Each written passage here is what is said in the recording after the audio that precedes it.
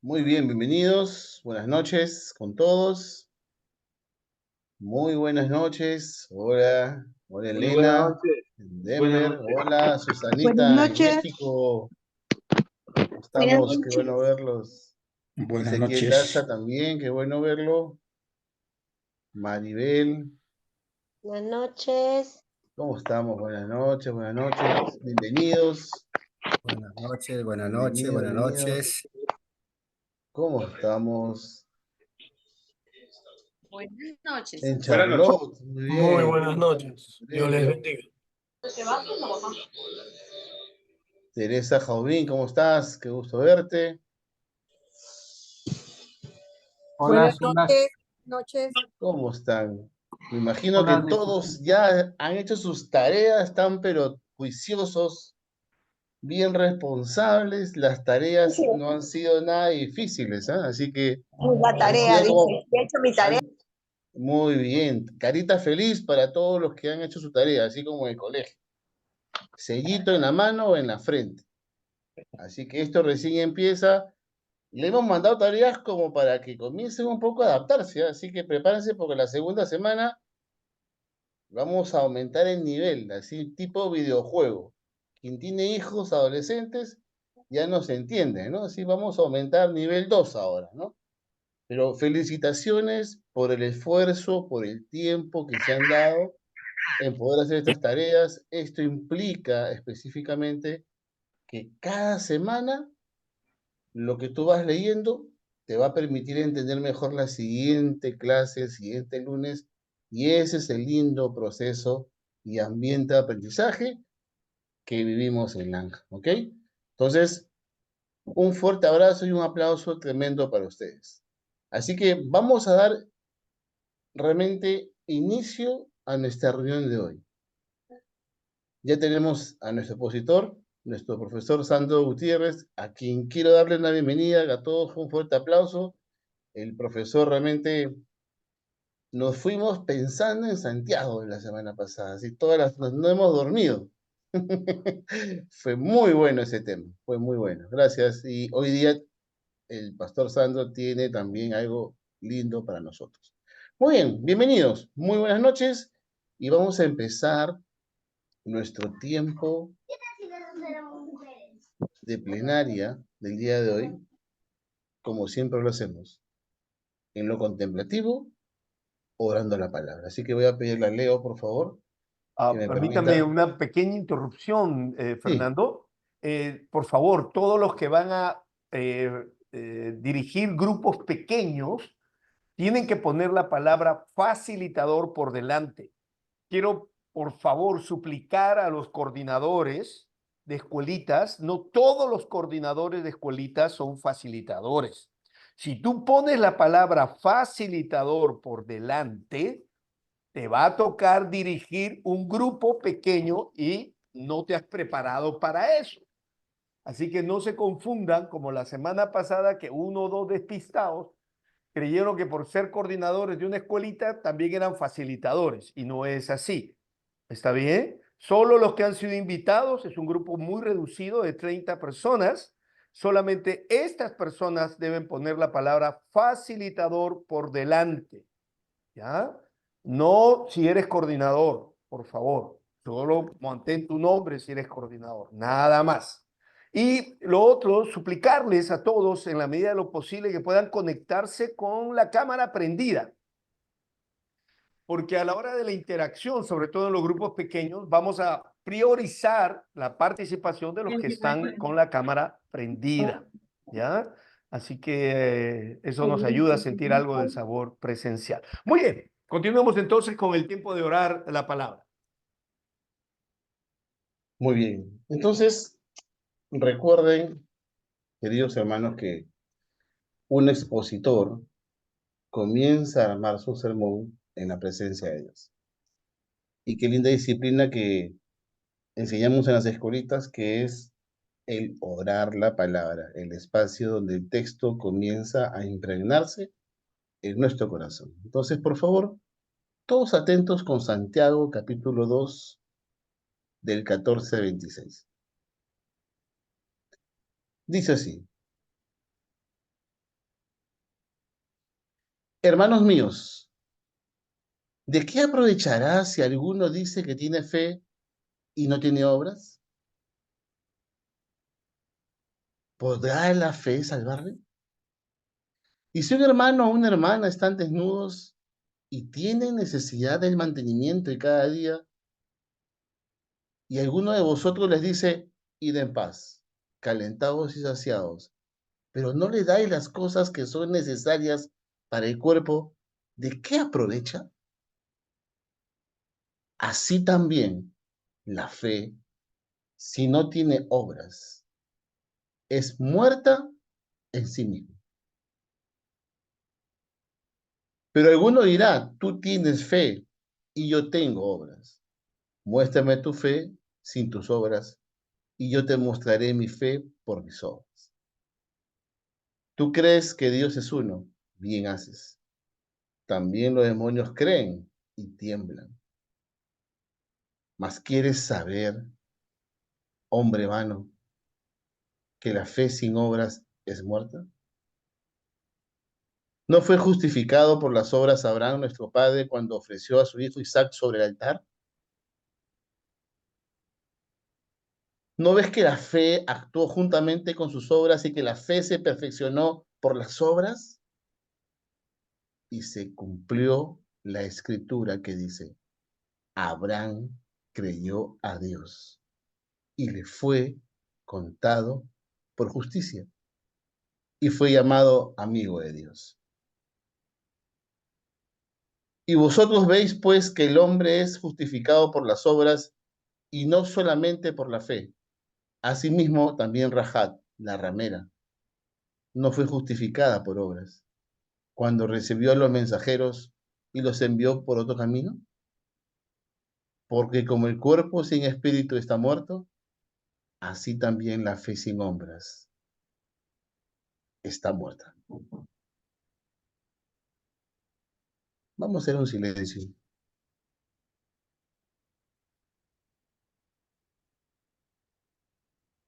en el cual podamos dejar que el texto comience a ser entendido por nuestro corazón,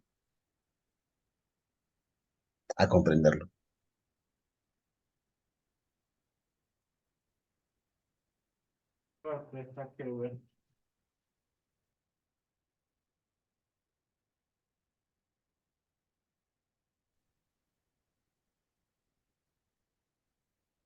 Oh Señor, aún Señor, siendo parte de este programa, el poder leer este texto por tercera o cuarta vez, me es difícil sacar de mi corazón, Señor, esta enseñanza que la tengo en mi corazón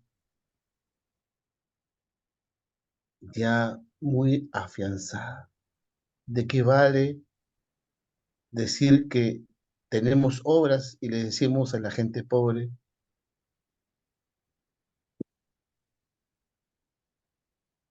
que vayan y consigan las cosas por sí mismas, en vez de nosotros hacerlas?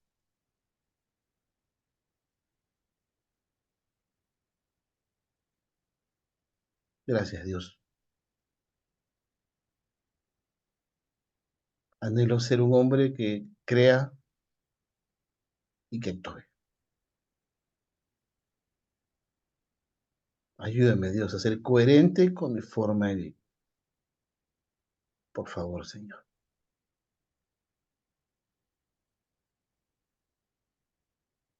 Amén.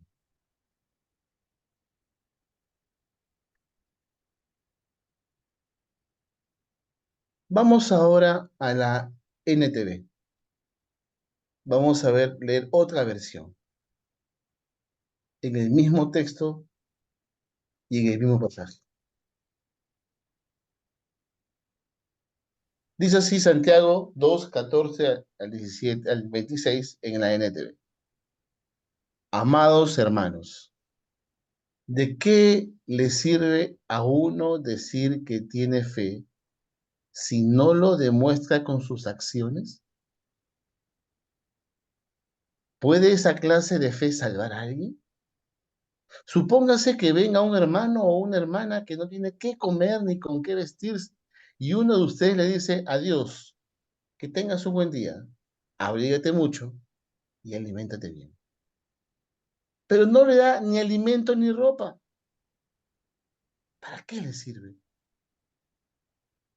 Como pueden ver, la fe por sí sola no es suficiente, a menos que produzca buenas acciones. Está muerta y es inútil. Ahora bien, alguien podría argumentar, algunas personas tienen fe, otras buenas acciones, pero yo les digo, ¿cómo me mostrarás tu fe si no haces buenas acciones? Yo les mostraré mi fe con mis buenas acciones. Tú dices tener fe porque crees que hay un solo Dios. Bien hecho. Aún los demonios lo creen y tiemblan aterrorizados. ¡Qué tontería!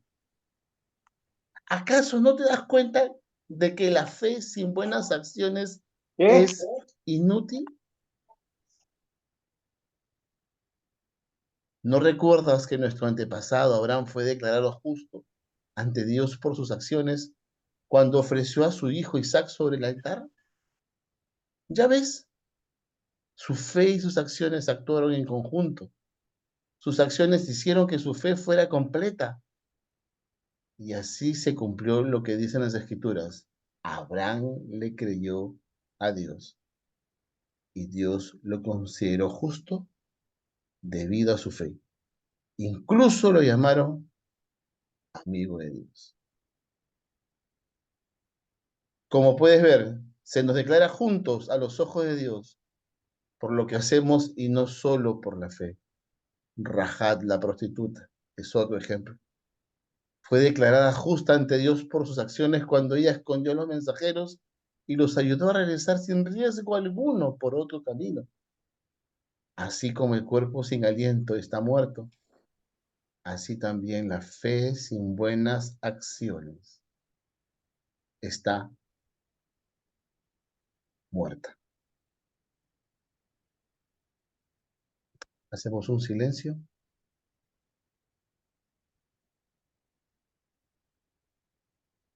En la primera lectura nos tocó leer el texto. Ahora, por favor, deja que el texto te lea a ti. En este silencio pedagógico, en este silencio.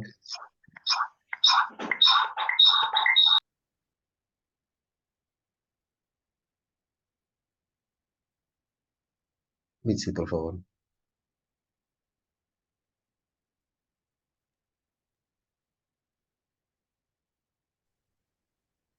Bendito Dios, te doy gracias por este tiempo con tu palabra, Señor.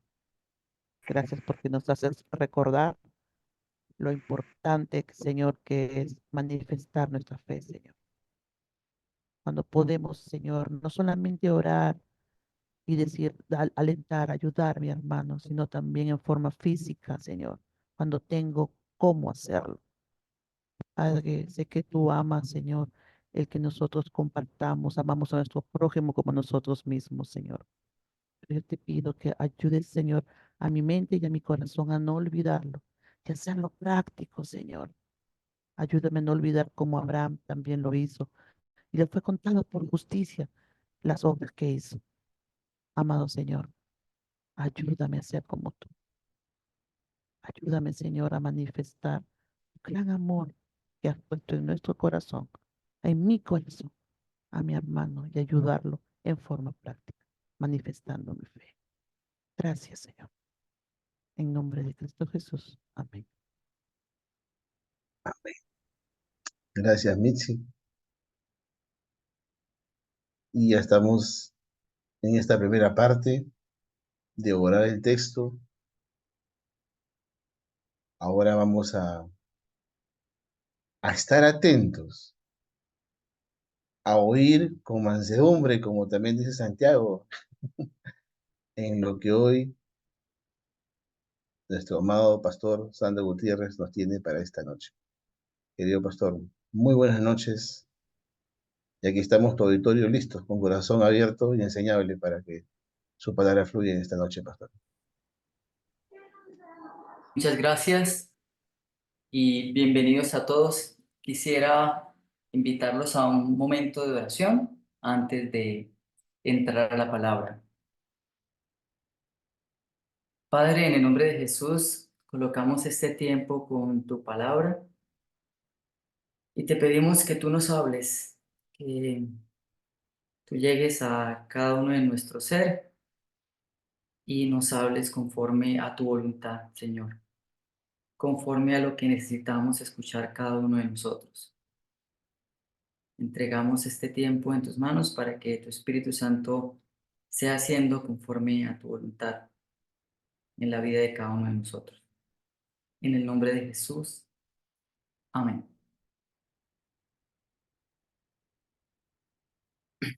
La Biblia no es verdad, pues está llena de contradicciones. Es uno de los argumentos de quienes no creen en la veracidad de la Biblia. Y veamos uno de los casos donde se argumenta que hay una fuerte contradicción entre dos libros de la Biblia en el tema de la salvación. Y vamos a concluir si efectivamente hay esa contradicción. Uno de los textos está en Santiago 2:14. Hermanos míos, ¿de qué le sirve a uno alegar que tiene fe si no tiene obras? ¿Acaso podrá salvarlo esa fe? Y el otro texto es un texto de Pablo, Efesios 2:8 y 9. Porque por gracia ustedes han sido salvados mediante la fe. Esto no procede de ustedes, sino que es el regalo de Dios. Y no por obras, para que nadie se jacte. Al leer esos textos fuera de su contexto en cada una de esas cartas, pareciera haber una contradicción. Pero quisiera que a la luz de Santiago 2:14 al 26 podamos responder a aquellos que dicen que aquí hay una contradicción. Y de una vez quiero darles el título de la enseñanza: no a la fe de los demonios, sí a las obras de Abraham y de Rahab. Y quisiera iniciar con la primera parte del texto, que va del versículo 14 al 17, y he titulado esa primera parte Sí a la vida salvífica. Y quiero leer nuevamente el texto de Santiago desde la NBI. Hermanos míos, ¿de qué le sirve a uno alegar que tiene fe si no tiene obras? ¿Acaso podrá salvarlo esa fe? Supongamos que un hermano o una hermana no tiene con qué vestirse y carece del alimento diario, y uno de ustedes le dice: vaya en paz, abríguese y coma hasta saciarse, pero no le da lo necesario para el cuerpo. ¿De qué servirá eso? Así también la fe por sí sola, si no tiene obras, está muerta. Y el texto inicia dirigiéndose a su audiencia como hermanos míos. Y aquí empieza a hablar de la fe. Está utilizando el término griego pistis. Pero ¿a qué se refiere Santiago al hablar de la fe? Y parece que Santiago aquí está condenando una fe que es solamente un mero conocimiento doctrinal que no tiene ningún efecto sobre la conducta. Y ojo, hay que tener cuidado porque Santiago no está descartando la fe. Simplemente dice que debe ir acompañada de obras que manifiestan la correcta creencia en Dios. La fe que salva es una fe que da como resultado las obras propias de esa fe genuina. Entonces, respondemos de una vez: Santiago no está contradiciendo a Pablo. Este es otro ejemplo donde podemos argumentar categóricamente que la Biblia no se contradice. El argumento en Efesios, en esa sección de la carta, gira en torno al responder la pregunta, ¿qué debo hacer para ser salvo? Y la respuesta es, solo es necesaria la fe en el sacrificio de Cristo. Ahora, si pasamos a Santiago, el argumento en esta sección va por otro lado. La pregunta que está respondiendo Santiago es, ¿qué debo hacer ahora que soy salvo? En Efesios es, ¿qué debo hacer para ser salvo? En Santiago es, ¿qué debo hacer ahora que soy salvo? Pues la respuesta en Santiago es expresar con mis obras, es decir, con mi estilo de vida, que la salvación de Cristo ha llegado a mí. Entonces, ¿de qué nos sirve tener una creencia en Dios si eso no se manifiesta en nuestra forma de actuar? Si usted le pregunta a un sicario en nuestro contexto si cree en Dios, muchos responderán que sí. De hecho, se encomiendan a Dios antes de ir a realizar un asesinato.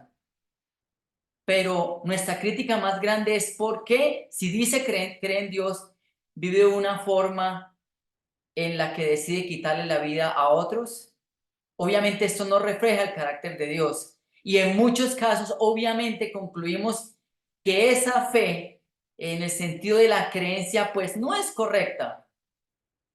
Pero en nosotros, como creyentes, puede ocurrir algo similar. Puede haber una contradicción similar. Y es que en nuestro caso, las personas que nos escuchan predicar esperan que nuestra vida refleje el carácter del Dios que predicamos. Por eso la famosa frase, ¿y eso qué es predicador?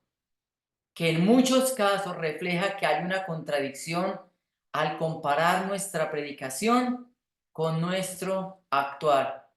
Y eso coloca en nosotros una alta responsabilidad, no solamente con ser fieles al texto, con tener la teología adecuada, sino también con que eso se refleje en nuestro actuar.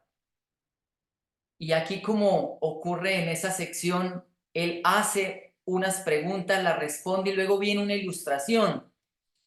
Y aquí tiene que ver con un ejemplo que él coloca en el decirle a alguien que carece de todo, vete en paz, utilizando el conocido saludo judío shalom, caliéntate y sáciate.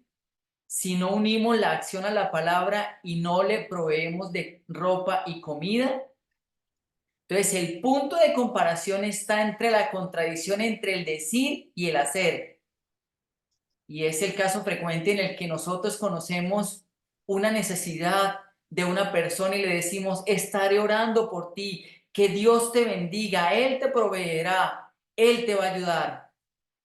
La cuestión es que no basta con eso, sino actuamos para ayudar en medio de esa necesidad, obviamente en la medida de nuestras posibilidades.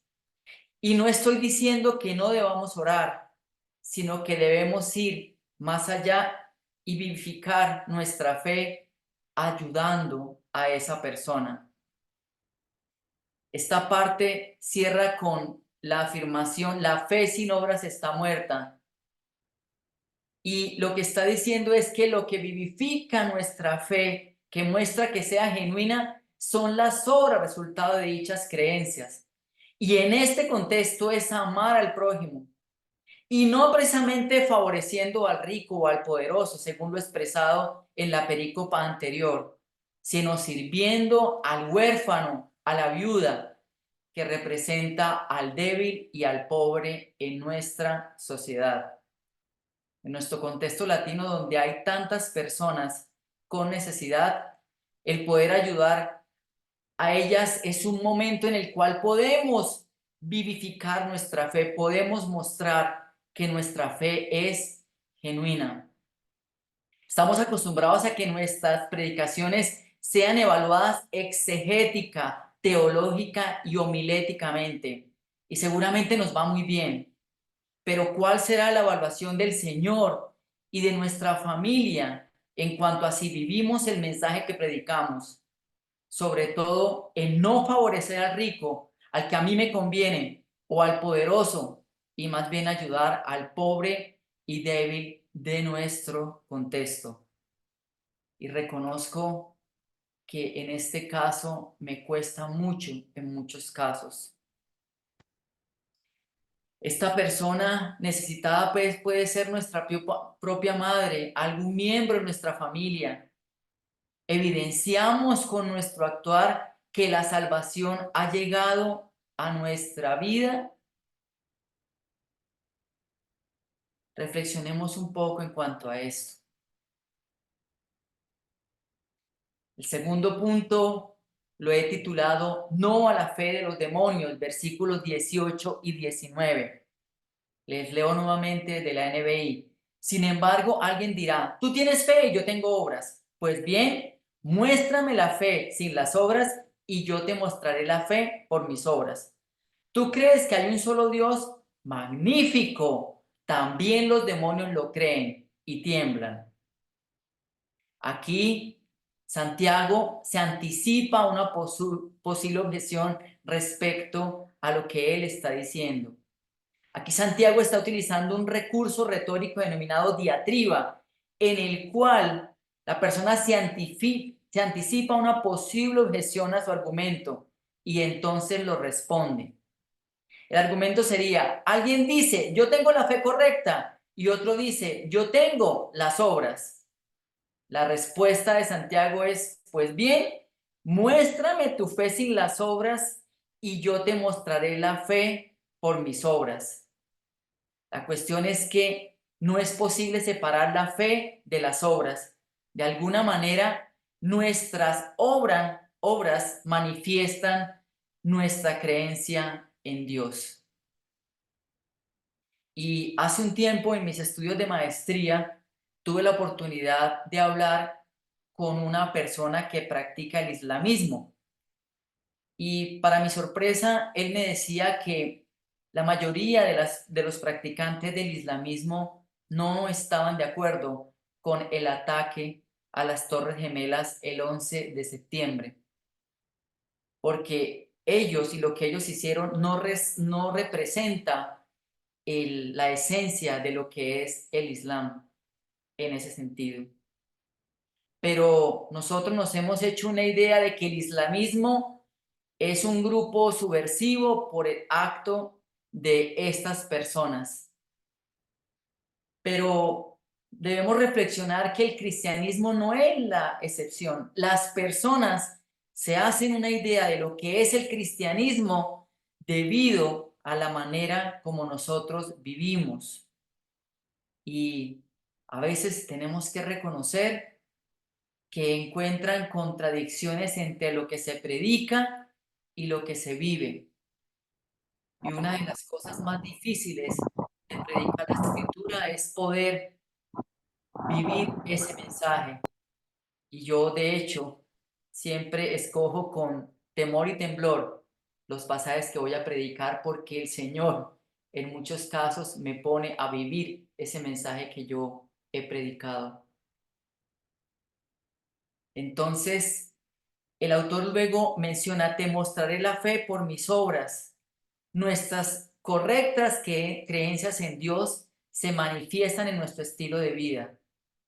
La pregunta es si mostramos en nuestra vida una separación con lo que creemos. Y luego el autor vuelve a utilizar otra ilustración para explicar esto de la separación de la fe con las obras. ¿Tú crees que hay un solo Dios? Magnífico. También los demonios lo creen y tiemblan. Es decir, si se trata de la creencia correcta, bravo, te felicito. También los demonios la tienen. Aquí el texto alude a Deuteronomio 6:4. Escucha Israel, el Señor nuestro Dios es el único Señor. Esa afirmación es correcta y los demonios tienen esa teología correcta. Pero la cuestión que es evidente es que ellos no quieren obedecer a ese Dios verdadero, al único Dios del que habla Deuteronomio 6:4. Muchas veces nosotros temblamos ante un Dios que es un Dios misericordioso, pero que también es un Dios de juicio. Y no tenemos problema en muchos casos con seguir haciendo conscientemente cosas que a Él no le agradan. Y reconocemos que en ciertas áreas nos cuesta obedecer. Tenemos que preguntarnos si tenemos entonces una fe de demonios. Y recordemos el título de la enseñanza: no a la fe de los demonios, sí a las obras de Abraham y de Rahab.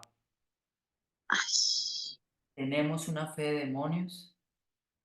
Cuando nosotros tenemos la teología correcta, pero eso no nos lleva a obedecer. El tercer punto: sí a las obras de Abraham y de Rahab. Versículos 20 al 25. Leo desde la NBI. ¿Qué tonto eres? ¿Quieres convencerte de que la fe sin obras es estéril? ¿No fue declarado justo nuestro padre Abraham por lo que hizo cuando ofreció sobre el altar a su hijo Isaac? Ya lo ves. Su fe y sus obras actúan conjuntamente y su fe llegó a la perfección por las obras que hizo. Así se cumplió la escritura que dice: creyó Abraham a Dios y esto se le tomó en cuenta como justicia y fue llamado amigo de Dios. Como pueden ver, una persona es declarada justa por las obras y no solo por la fe. De igual manera no fue declarada justa por las obras aún la prostituta Rahab, cuando hospedó a los espías y les ayudó a ir por otro camino.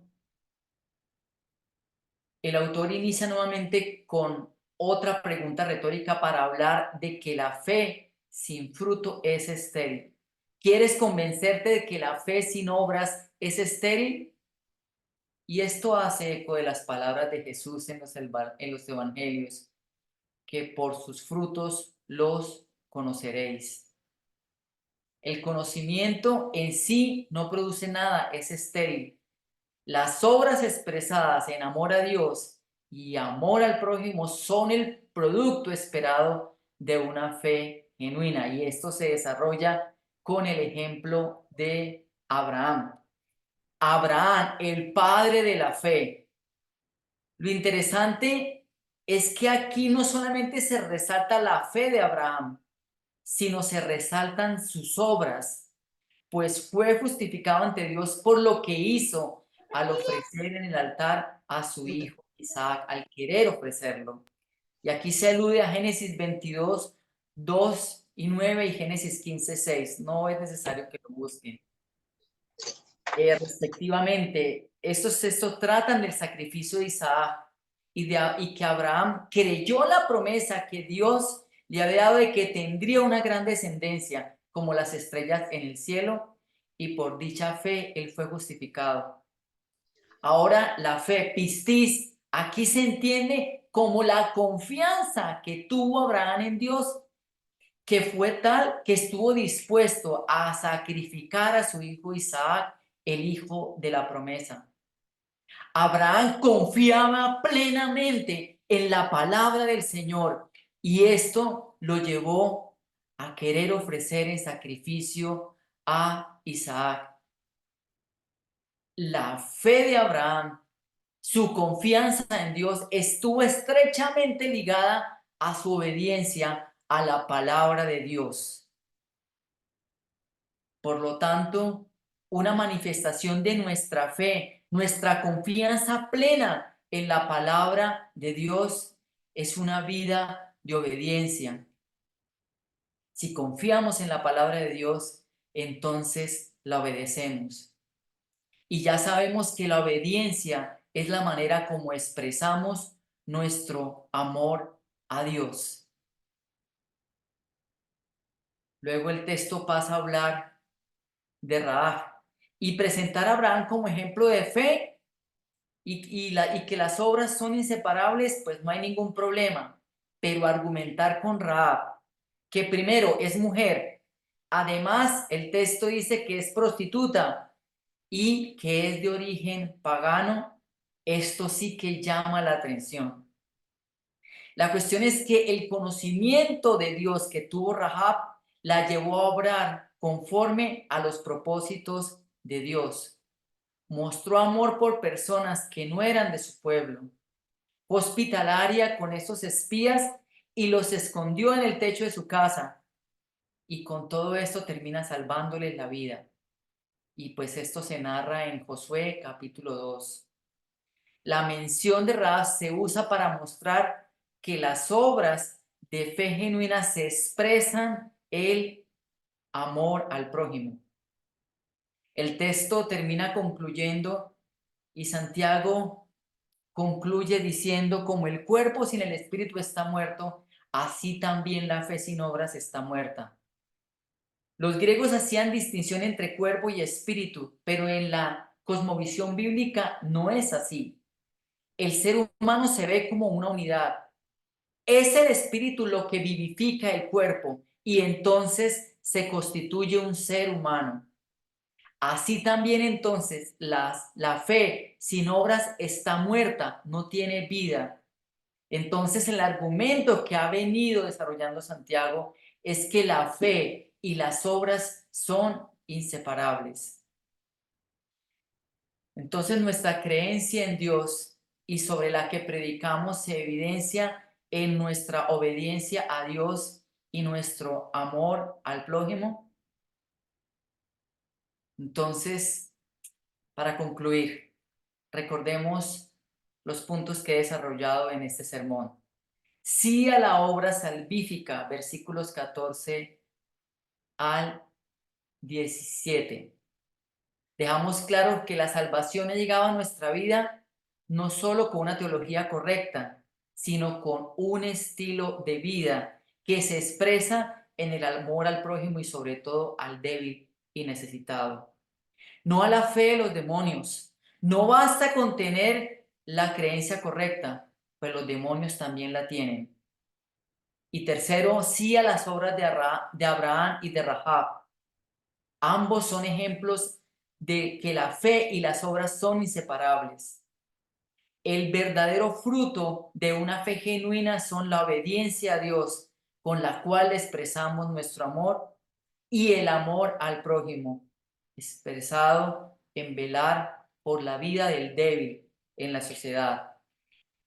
Así como la Biblia es una unidad en sí misma y no se contradice, que nuestro diario vivir no contradiga el mensaje que predicamos. Que el Señor les bendiga.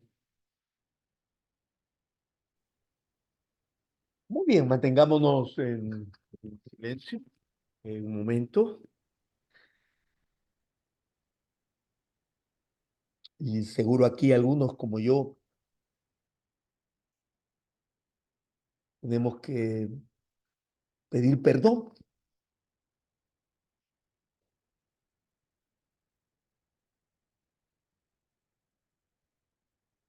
Porque ¿qué necesito para ser salvo? Ha sido tal vez la pregunta que ha dominado nuestra vida hasta ahora.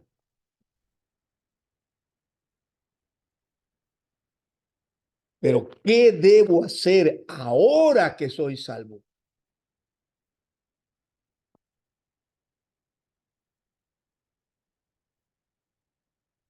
No ha sido realmente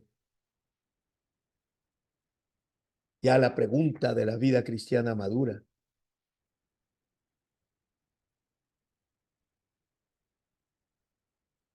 Yo soy el primero en decirle, Señor, perdóname por haber separado la fe de las obras.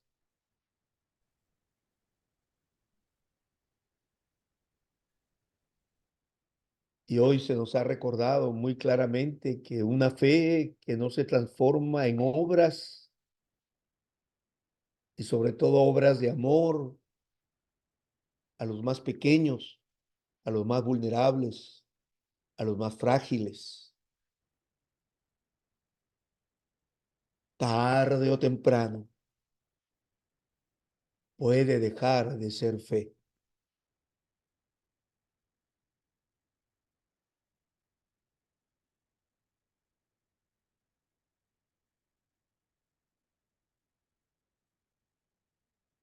Yo mismo reconozco como predicador que mi vida ha estado dominada más por la prédica correcta, pero no he estado igualmente preocupado por tener una vida correcta.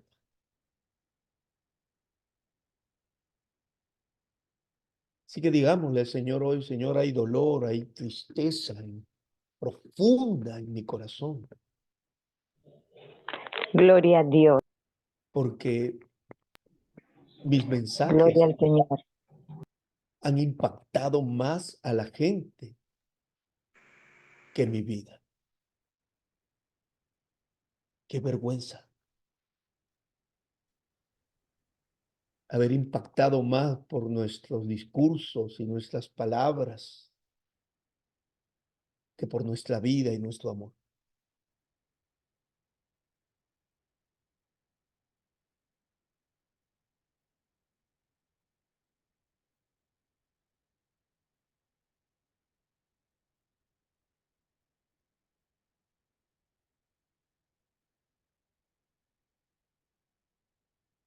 Señor, venimos a ti hoy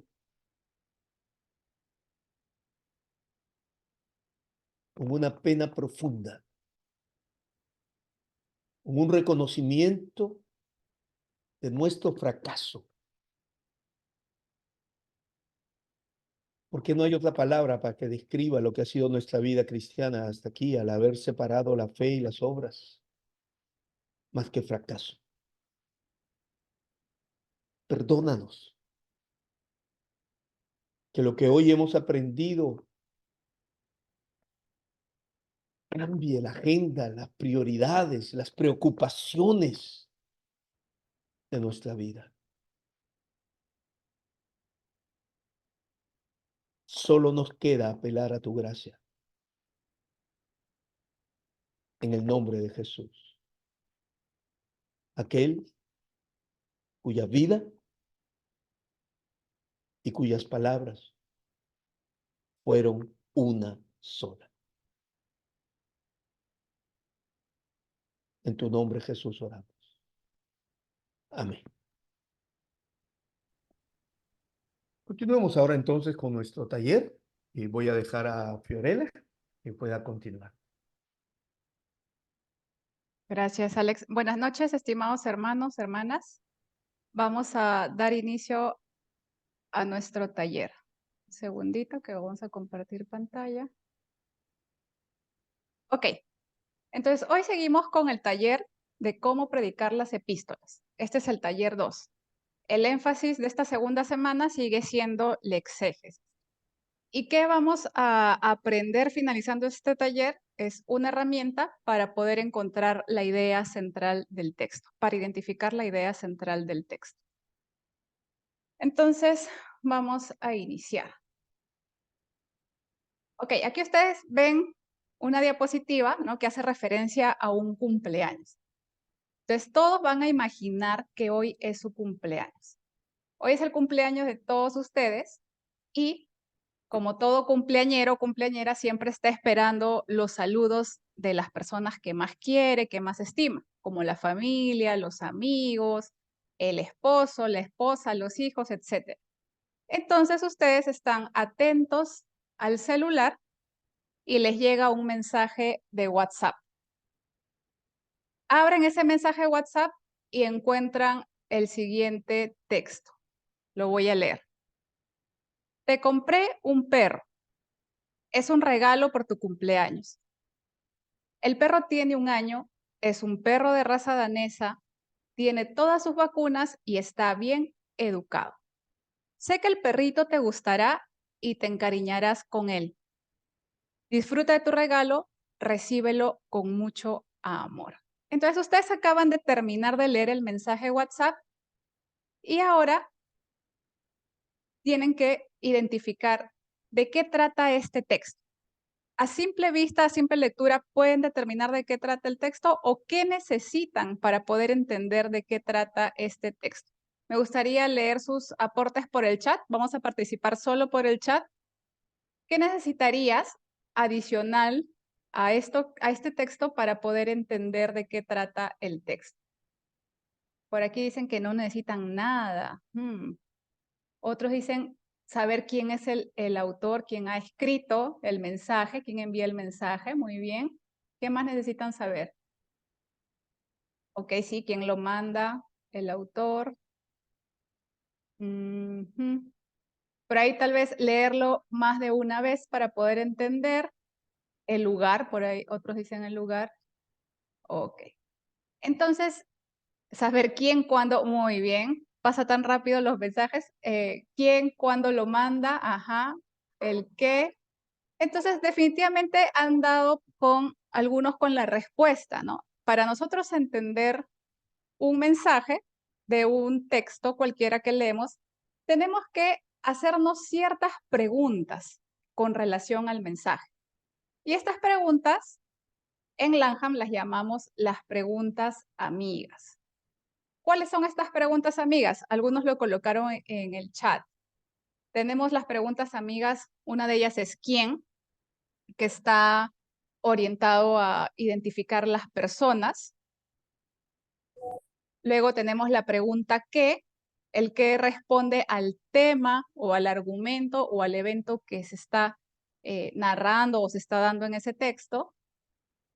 Tenemos la pregunta ¿por qué? El por qué es la razón del tema. La pregunta ¿cómo?, la manera cómo se desarrolla ese tema, ese argumento.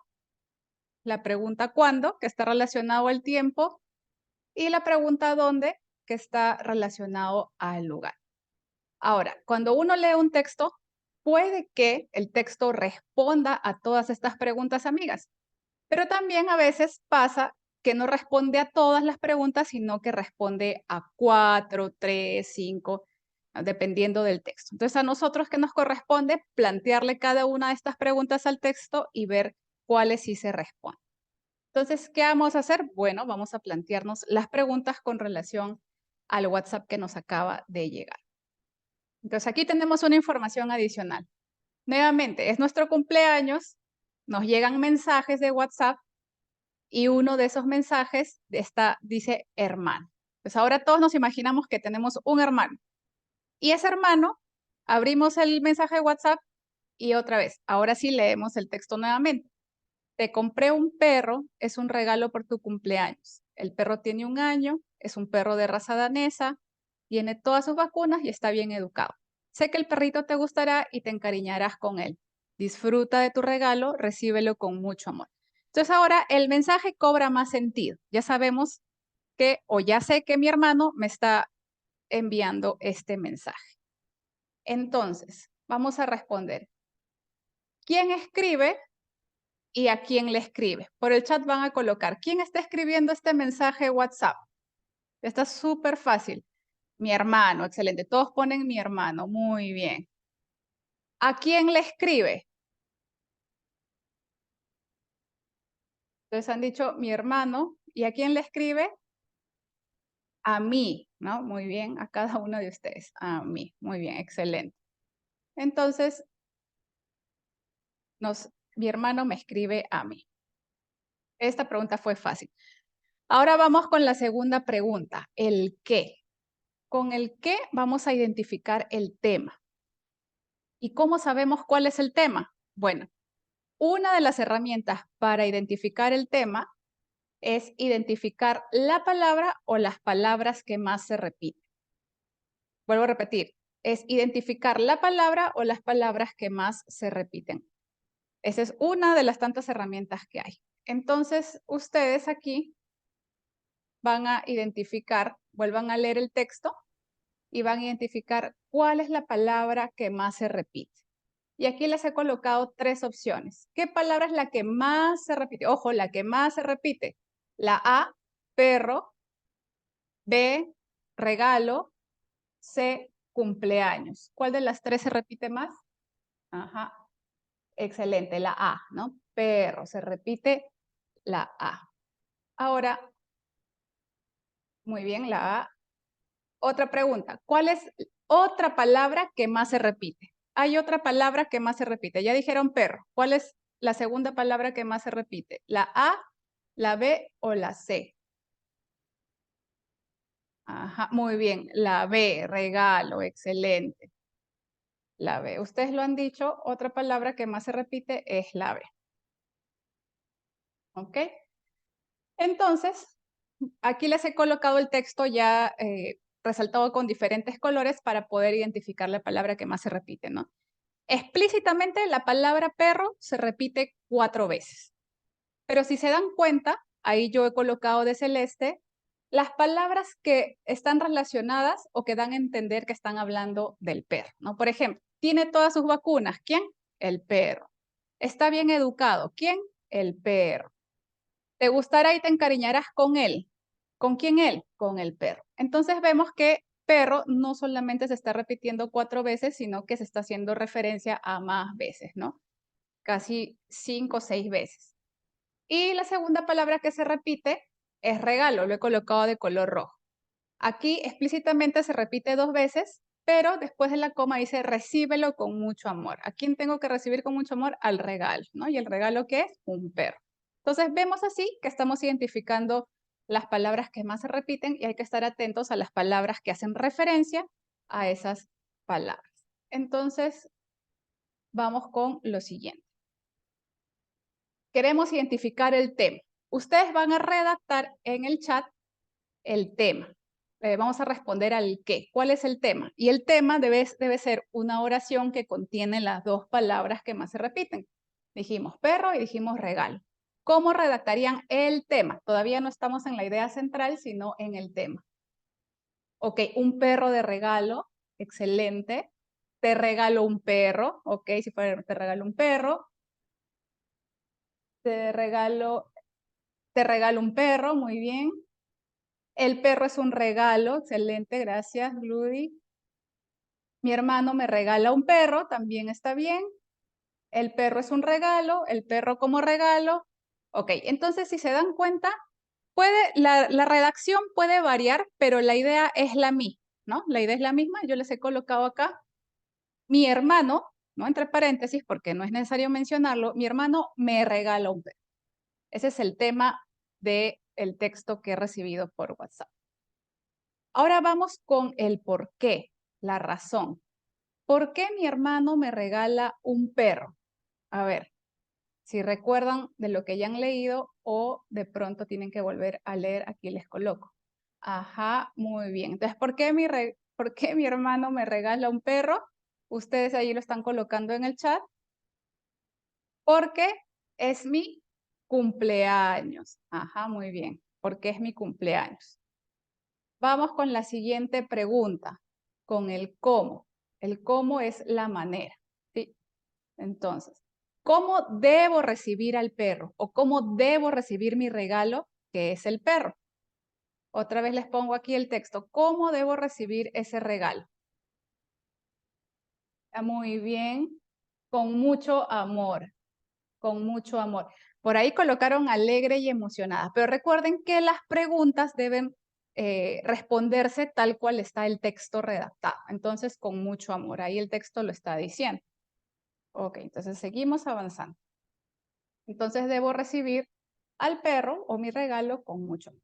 Entonces, miren, es relativamente sencillo, ¿no? Ya tenemos aquí el resumen. Tenemos la respuesta en las preguntas, amigas. En este caso, este texto no responde el lugar, ¿no? El dónde, por ejemplo. Entonces tenemos el quién. ¿Quién escribe este mensaje de WhatsApp? Mi hermano. ¿A quién le escribe? A mí. ¿Qué dice o cuál es el tema, no? ¿Qué dice? Mi hermano me regala un perro. ¿Por qué? ¿Por qué me regala un perro? Porque es mi cumpleaños. ¿Y cómo debo recibir ese regalo? Bueno, debo recibirlo con mucho amor. Entonces, si pueden, tómenle foto a esta diapositiva, porque ahora ustedes tomando en cuenta las respuestas a cada una de estas preguntas, ustedes van a redactar ya la idea central del texto. Pero antes les voy a hacer un recordatorio. ¿Qué es la idea central de un texto? Bueno, la idea central de un texto se compone de 2 variantes. Primero está el tema. El tema ya lo acabamos de descubrir. Pero también se agrega lo que se dice del tema. lo que se dice del tema. Entonces podríamos preguntarnos, tengo el tema, ¿qué se dice de ese tema? Entonces, nuevamente, ¿cuál es la idea central de este texto? El tema más lo que se dice del tema. El tema ya lo hemos descubierto. ¿Se acuerdan? Habíamos colocado, mi hermano me regala un perro. Y ahora ustedes tienen que agregar lo que se dice del tema. Tomando en cuenta esa imagen, ¿cómo redactarían la idea central? Tomando en cuenta esa imagen, ¿cómo redactarían la idea central? Recuerden, ojo, que tenemos que colocar, armar una oración, ¿no? Con idea, sentido completo. El tema más lo que se dice del tema. Mi hermano me regala un perro por mi cumpleaños. Ok, ya he agregado al que debo recibir con mucho amor. Muy bien. Mi hermano me regala un perro por mi cumpleaños. Mi hermano me regala un perro por mi cumpleaños. Excelente. Gracias, Alejandro. Gracias, Jessica. Gracias, Leila. Mi hermano me regala un perro por mi cumpleaños. Me regala un perro por mi cumpleaños. ¿Ven? La mayoría de ustedes coincide. Entonces, la idea central del texto ya tenemos, ¿no? Mi hermano me regala un perro por mi cumpleaños. Esa es, digamos, la idea central, la principal. Acabamos de descubrir cuál es la idea central del texto. Ok, esta es la primera parte. Vamos con la segunda parte. Vamos a hacer lo mismo con el texto de Santiago, capítulo 5, versículos del 7 al 11. ¿Ok? Así que vamos a prestar atención. Aquí les he colocado el texto. Lo voy a leer yo. Ustedes me siguen en silencio y de ahí vamos a aplicar las preguntas amigas. Por tanto, hermanos, tengan paciencia hasta la venida del Señor. Miren cómo espera el agricultor a que la tierra dé su precioso fruto y con qué paciencia aguarda las temporadas de lluvia. Así también ustedes manténganse firmes y aguarden con paciencia la venida del Señor que ya se acerca. No se quejen unos de otros, hermanos, para que no sean juzgados. El juez ya está a la puerta. Hermanos, tomen como ejemplo de sufrimiento y de paciencia a los profetas que hablaron en el nombre del Señor. En verdad, consideramos dichosos a los que perseveraron. Ustedes han oído hablar de la perseverancia de Job y han visto lo que al final le dio el Señor. Es que el Señor es muy compasivo y misericordioso. ¿Ok? Ya leímos el tema y ahora vamos a responder la primera pregunta, amiga. ¿Quién está relacionado con las personas? El quién ya lo hemos visto en el primer taller. Ustedes ya deben recordar, deben saber quién escribe este texto, que finalmente es el autor de la epístola, Santiago. Muy bien, están súper atentos. ¿Y a quién le escribe? Santiago, ¿a quién le escribe ese texto? A ver, ¿quién recuerda? Colócalo en el chat. A los hermanos en la diáspora, a los hermanos, me ponen aquí las 12 tribus, pero hay que dar la idea más completa. A ver, Santiago, a los cristianos dispersos de la diáspora. Ajá, muy bien. Entonces ustedes lo han dicho. ¿A quién escribe Santiago? A los hermanos, ¿no? Porque ahí también hemos visto que el texto dice hermanos, se dirige a los hermanos. Pero ¿quiénes son estos hermanos? Las 12 tribus, los creyentes judíos que están dispersos por el mundo. Eso vimos la semana pasada. Vamos con la pregunta ¿qué? Vamos a identificar el tema. Y nuevamente, como recordatorio, ¿qué tenemos que hacer para identificar el tema? Tenemos que identificar la palabra que más se repite o las palabras que más se repiten. Entonces, voy a colocar nuevamente el texto. Ustedes lo van a leer ahí en silencio y vamos a descubrir cuál o cuáles son las palabras que más se repiten.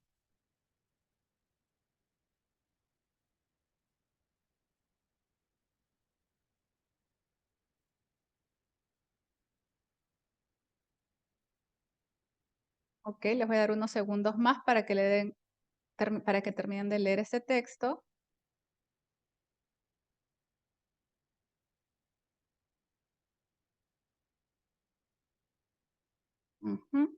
Ok, y veo que ya muchos de ustedes ya están incluso respondiendo, ¿no? Entonces, vamos. ¿Cuál es la palabra que más se repite? Aunque ustedes ya lo han colocado por el chat. Tenemos la opción A, hermanos, la opción B, paciencia, la opción C, venida del Señor. La que más se repite, ojo, la que más se repite. Ajá, muy bien. Entonces la mayoría ha puesto que la palabra que más se repite es paciencia. Muy bien, eso es correcto, paciencia.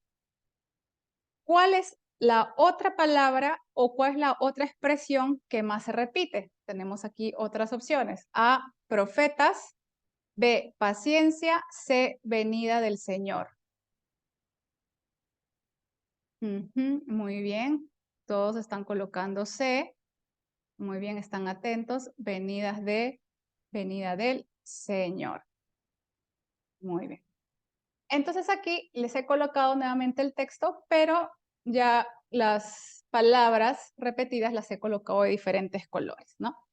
De rojo está la palabra paciencia, ¿no? Y explícitamente paciencia se repite 4 veces según esta versión que es la NBI. Paciencia se repite 4 veces, pero hay otras palabras, que es algo que también nosotros debemos aprender a identificar, que están relacionadas con la paciencia. Pueden ser sinónimos, pueden ser palabras que complementan ese concepto, como por ejemplo, espera, está relacionado con la paciencia, aguarda, manténganse firmes, aguarden y perseveraron y perseverancia. Todas esas palabras están relacionadas con la paciencia. Entonces vemos que paciencia se repite en realidad o se hace referencia más de 4 veces. Y la otra palabra o expresión, ¿no?, que se repite, está de verde, también ya lo han dicho ustedes, venida del Señor, ¿no? Aquí está venida del Señor en el versículo 7, venida del Señor en el 8, y el juez ya está a la puerta, que hace referencia a la venida del Señor. Y bueno, también vemos que hermanos se repite 3 veces, pero pues es porque está dirigiéndose, ¿no?, a los cristianos de la diáspora y ellos son los hermanos. Entonces, lo más relevante son paciencia y venida del Señor. Entonces, continuamos. Ya hemos identificado las palabras que más se repiten. Ahora, ¿cuál es el tema? Ahí ustedes tienen 4 espacios en blanco y cada espacio en blanco tiene una imagen. Ustedes ¿qué van a hacer? También debajo les he colocado palabras en desorden. Utilizando esas 4 palabras, van a ordenarlas y van a redactar el tema. Y lo van a colocar por el chat. ¿Cuál sería el tema si ordenan estas palabras? Hermanos, tengan paciencia hasta la venida del Señor. Gracias, Libardo, excelente. Talía, gracias. De ABC. Hermanos, tengan paciencia hasta la venida del Señor. Hermanos, tengan paciencia hasta la venida del Señor. Ok. Entonces, la gran mayoría de ustedes ha colocado la respuesta correcta, ¿no? Entonces, ¿cuál es el tema? Ustedes lo han dicho, hermanos, tengan paciencia hasta la venida del Señor. Ya tenemos el tema. Entonces, tenemos ya aquí que anotar cuál es el tema y continuamos. Vamos con la pregunta ¿por qué? Y el por qué es la razón. ¿A qué responde el por qué? ¿Por qué deben tener paciencia hasta la venida del Señor? ¿Por qué estos hermanos o por qué los hermanos deben tener paciencia hasta la venida del Señor? Y eso lo vamos a encontrar en los versículos claves que les he colocado ahí, el versículo 8 y el versículo 9. El versículo 8 dice, así también ustedes, manténganse firmes y aguarden con paciencia la venida del Señor que ya se acerca. Y el versículo 9, el juez ya está a la puerta. Entonces, ¿por qué deben tener paciencia hasta la venida del Señor? A ver, coloquen en el chat. ¿Por qué deben tener paciencia hasta la venida del Señor? Porque, muy bien, porque el Señor está cerca, ¿no? Porque la venida del Señor está cerca, otros indican porque el juez está cerca. Muy bien, entonces ahí he colocado una imagen que quería hacer referencia a las cercanías, ¿no? Entonces, el por qué es porque la venida del Señor está cerca. Continuamos. Y ahora el cómo. Vamos a responder cómo, la manera. ¿Cómo deben tener paciencia hasta la venida del Señor? ¿Cómo los hermanos deben tener paciencia hasta la venida del Señor? Yo les voy a colocar aquí diversas imágenes y ustedes van a colocar en el chat a qué hace referencia ese cómo. Perdón, antes de eso vamos a leer los versículos claves. El cómo está en el versículo 7, 9, 10 y 11. Miren cómo espera el agricultor a que la tierra dé su precioso fruto y con qué paciencia aguarda las lluvias de otoño y primavera. No se quejen unos de otros, hermanos, para que no sean juzgados. Hermanos, tomen como ejemplo de sufrimiento y de paciencia a los profetas que hablaron en el nombre del Señor. Ustedes han oído hablar de la perseverancia de Job y han visto lo que al final le dio el Señor. Entonces, ¿cómo? ¿Cómo deben ser pacientes hasta la venida del Señor? ¿Qué ejemplos deben seguir? Como el agricultor, ¿no? Varios de ustedes colocaron primero como el agricultor. Ajá, muy bien, Enrique, gracias, como el agricultor. Aquí ya se adelantó, ¿no? Otros, a ver, seguimos como el agricultor, estando firmes y compasión. Bueno, tenemos que considerar, y es importante, las imágenes que utiliza el autor, ¿no? Santiago está utilizando una imagen y hace referencia a ella, como el agricultor, dice, ¿no? En este caso habla del agricultor. ¿Y cuál es la idea? Como el agricultor que espera el precioso fruto de la tierra. No solamente es el agricultor, sino como el agricultor que espera el precioso fruto de la tierra. Luego hay otro cómo. ¿Cómo debe esperar o cómo deben ser pacientes hasta la venida del Señor? ¿Qué iría ahí tomando en cuenta esa imagen? No quejándose, muy bien, sin quejarse, sin quejas, pero ahí le falta algo adicional a quejas, porque uno se puede quejar de uno mismo, por ejemplo, ¿no? O de su situación, pero muy bien, sin quejarse el uno del otro, ¿no es cierto? Eso es lo que dice el texto, sin quejarse unos de otros. Así debe ser nuestra paciencia hasta la venida del Señor. Y les he colocado dos imágenes, espero que podamos identificarlas. Son personajes del Antiguo Testamento que menciona Santiago. Los profetas, muy bien, y Job, gracias Natalie. Job y los profetas, ¿no? Entonces, ¿por qué hace referencia a los profetas y a Job? Porque dice, como los profetas y Job que perseveraron en el sufrimiento, ¿no? El grupo de los profetas y Job hacen referencia a la perseverancia en el sufrimiento. Entonces, ya tenemos las respuestas de las preguntas amigas. El quién, este es el resumen.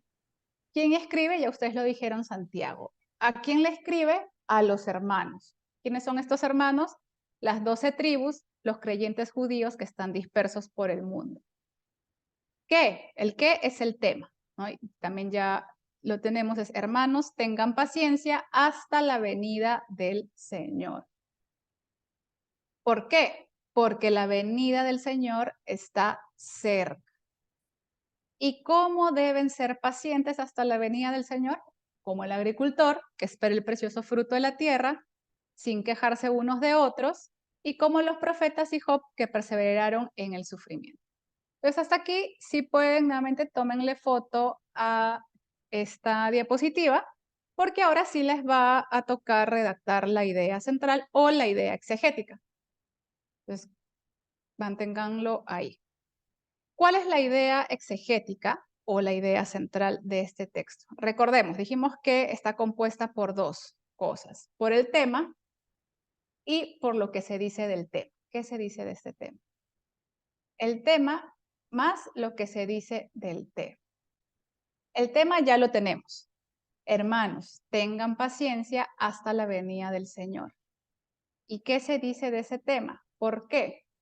Entonces, ahí ustedes van a redactar por el chat cuál sería la idea central o la idea exegética. Hermanos, tengan paciencia hasta la venida del Señor porque está cerca. Muy bien, gracias Talía, gracias Libardo. La venida del Señor está cerca, aguardamos con paciencia su venida, ¿ok? Recordemos que la idea central o la idea exegética debe mantener las palabras del texto, ¿no? Es es para mantener la fidelidad. A ver. Tener paciencia soportando el sufrimiento hasta que vuelva el Señor. El hermano aguarden con paciencia hasta la venida del Señor porque está cerca. Ajá. Espera con paciencia la venida del Señor como el agricultor, los profetas y Job. Eso también podría ser una buena opción. Tengamos paciencia porque la venida del Señor está cerca. Entonces, recordemos que el texto le está hablando a los hermanos, ¿no? Ya en el siguiente taller vamos a ver las aplicaciones a nuestro día en hermenéutica, pero ahora mantenemos la idea del texto. Ok, entonces ya varios de ustedes lo han mencionado y lo han escrito ahí. Vamos entonces con la idea exegética. Hermanos, tengan paciencia hasta la venida del Señor porque está cerca, ¿no? Entonces, es un recordatorio de que la venida del Señor está cerca. Ustedes dirán, ¿y ahora qué hacemos con el cómo? Porque ahí hemos sacado muchas imágenes. ¿Qué hacemos con el cómo? Bueno, en esta ocasión no lo usamos como la idea exegética o como la idea central, pero la podemos utilizar como bosquejo. Y a lo largo de nuestro sermón vamos a desarrollar. Entonces, aquí he vuelto a poner las imágenes anteriores, pero en desorden. Según el texto, según el orden del texto, ¿cuál sería el orden de las imágenes? Coloquen. ¿Cuál sería primero? ¿La A, la B, la C? ¿Cuál le sigue? BCA, BCA. Muy bien, BCA, ¿no? Entonces, muy bien. BCA, excelente. Entonces, ustedes lo han dicho. ¿Cómo quedaría nuestro bosquejo? Va primero el agricultor, como el agricultor que espera el precioso fruto de la tierra. Sería el versículo 7 y 8. Sin quejarse unos de otros, sería el versículo 9. Y como los profetas y Job que perseveraron en el sufrimiento, versículos 10 y 11. Entonces, hacemos ya el resumen de lo que hemos visto hasta aquí. Hemos identificado la idea exegética. Hermanos, tengan paciencia hasta la venida del Señor, porque está cerca. Y también hemos logrado identificar el bosquejo exegético. Uno, como el agricultor que espera el precioso fruto de la tierra. Segundo, sean pacientes sin quejarse unos de otros. Y tercero, sean pacientes hasta la venida del Señor, como los profetas y Job que perseveraron en el sufrimiento. Entonces, para finalizar, me gustaría mencionar que cuán importante es utilizar las herramientas para identificar la idea central de un texto bíblico, ¿no? Pero lo que les he querido enseñar hasta aquí no solamente es un ejercicio académico netamente, sino también una forma de cómo podemos profundizar nuestro estudio para predicar, pero también para poder nosotros llevarnos en nuestro corazón y grabar en nuestro corazón la verdad bíblica, lo que el Señor nos está diciendo hoy por medio de su palabra. Y hoy nos vamos a ir con este texto. Hoy vamos a reflexionar en este texto. El Señor nos está recordando y nos está diciendo, sean pacientes hasta mi venida, porque es un hecho. Ya falta poco, estoy cerca, está cerca.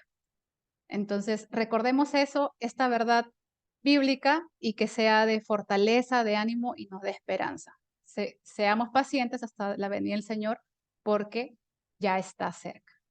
Gracias, hermanos. Ese es el taller que tenía preparado para hoy. Gracias, Fiorella.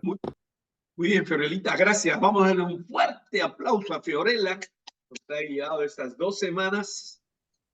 Bien, antes de dividirnos en grupos, rápidamente 2 aclaraciones. La primera, animar a todos a permanecer. Algunos ya cuando entramos a grupos se retiran porque no quieren participar, pero es muy importante. Realmente lo mejor del aprendizaje está en el trabajo en grupos más pequeños. Así que te animo a que te quedes. Lo segundo, vamos a permanecer 25 minutos en grupos.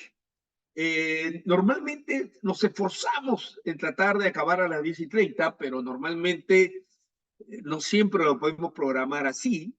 Así que siempre vamos a dar más o menos 15 minutos o más 15 minutos, pero nunca nos vamos a pasar de las 10:45 o de 15 minutos más de lo programado.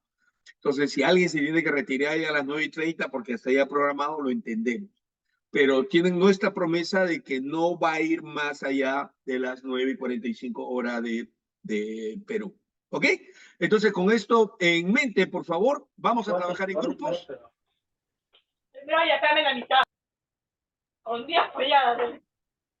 Y mientras vamos en grupo, por favor, no hay tiempo para saludos. A los latinos nos gusta saludarnos unos a otros, pero no hay tiempo, facilitadores, directo al trabajo.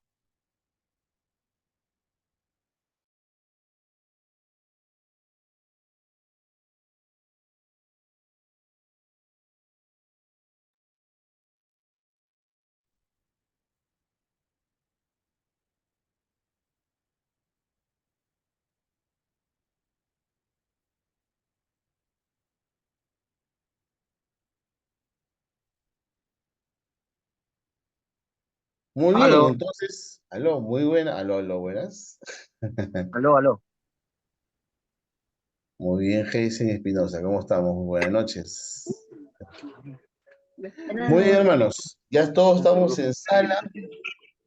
Usted ya trabajó, hoy día hemos terminado y le hemos querido que aprendas a sacar la idea exegética, ¿correcto? Ya tienes, hoy día hemos trabajado los 4 preguntas amigas, entonces revísalo en casa, chequéalo, ya tenemos 2 plenarias, con las tareas de la semana también ve puliéndolo, cualquier duda, pregunta, lo vamos a poder ver con tu coordinador, así que ya para este momento y ya para terminar esta reunión, mis queridos compañeros de ministerio y amigos, quiero agradecerles por el esfuerzo que están haciendo hasta aquí.